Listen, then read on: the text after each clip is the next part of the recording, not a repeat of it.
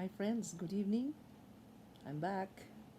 We're still on the chapter one of the book Hail, Holy Queen by Scott Hahn. A few points about last night's reading.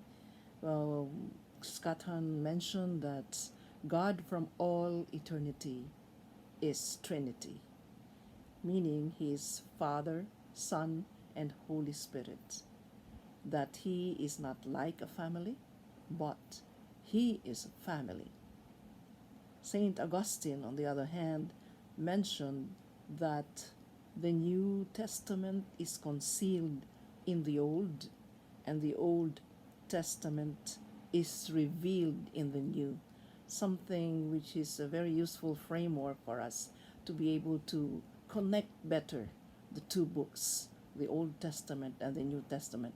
But I do guess that this will be explored further and more expansively in the next chapters. Scott Hahn also mentioned typology in our last night's reading. He spoke of types. For instance, Christ is foreshadowed in the Old Testament. St. Paul describes Adam as a type of Jesus Christ and Eve as a type of Mary.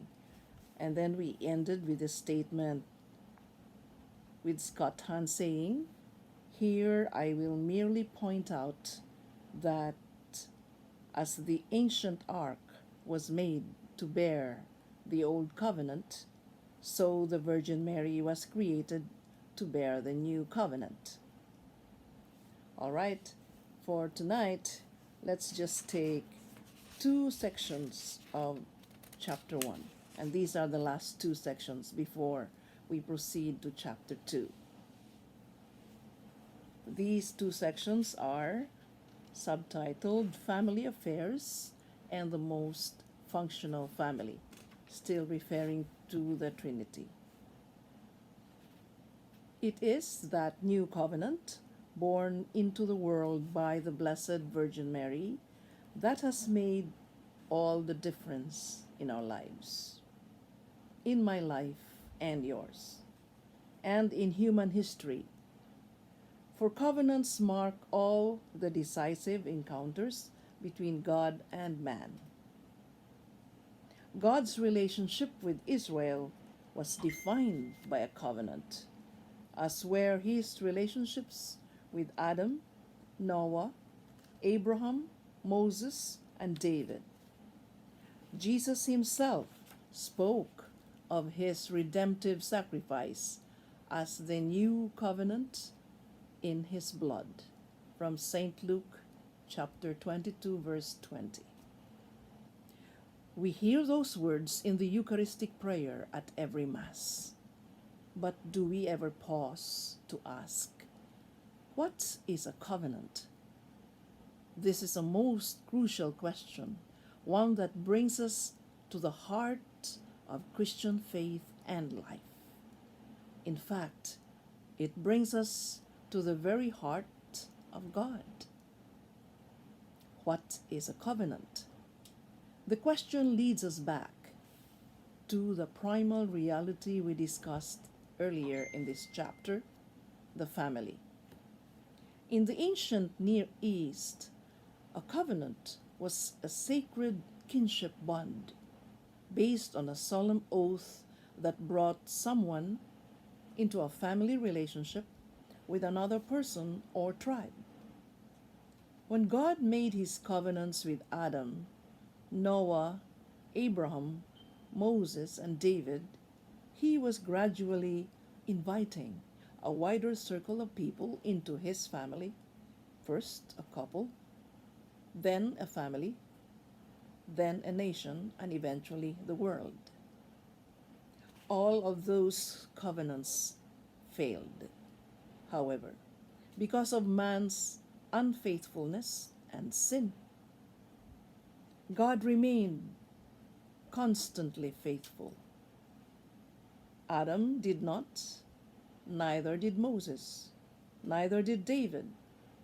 In fact, sacred history leads us to conclude that only God keeps his covenant promises, how then could mankind fulfill the human end of a covenant in a way that would last forever? That would require a man to be sinless and constant as God. Thus, for the new and everlasting covenant, God became man in Jesus Christ, and he established the covenant by which we become part of his family, the family of God. This means more than mere fellowship with God, for God in his deepest mystery is family. God himself is Father, Son, and the Spirit of love, and Christians are drawn up in the life of that family. In baptism, we are identified with Christ, baptized in the Trinitarian name of God. We take on his family name, and thus we become sons in the Son. We are taken up into the very life of the Trinity, where we may live in love forever. If God is family, heaven is home, and with Jesus, heaven has come to earth. The most functional family. That's the last section. God's covenant family is perfect, lacking nothing. The church looks to God as Father, Jesus as brother, and heaven as home. What is missing then? In truth, nothing. Every family needs a mother.